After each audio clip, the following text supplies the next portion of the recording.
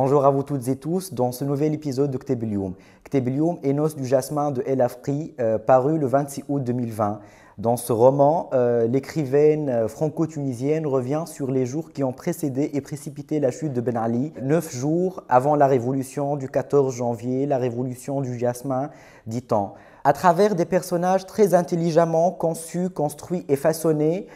El Afqi nous raconte justement l'histoire de la Tunisie par le biais des histoires personnelles et individuelles. Il y a le personnage de Mahdi, le jeune journaliste de 28 ans, issu d'une famille sfaxienne très riche. Il y a aussi l'histoire de Essia, la jeune fille franco-tunisienne, l'histoire de Yassine, le père de Essia, qui s'est contenté pendant toute sa vie à cultiver son jardin, si nous empruntons cette expression de Voltaire. Donc à travers ces personnages, El Afqi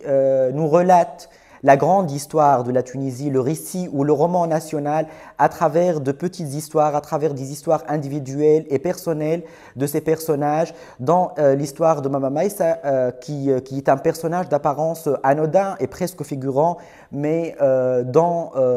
l'histoire et la vie et le vécu ont accompagné l'histoire de la Tunisie, de la colonisation jusqu'à l'indépendance. El Afqi revient aussi sur la torture, la répression policière, les geôles de la Derileya, comme elle aime bien le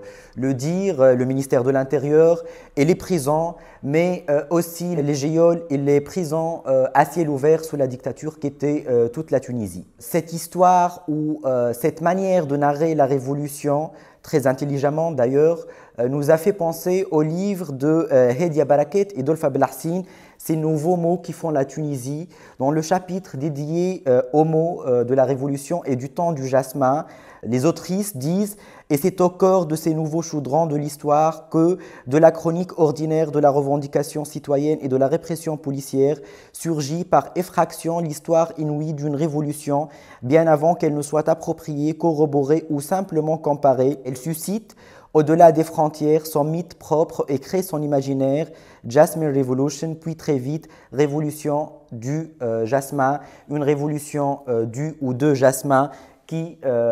très vite a été récupérée par une autre dictature théocratique qui a voulu se mettre en place en Tunisie.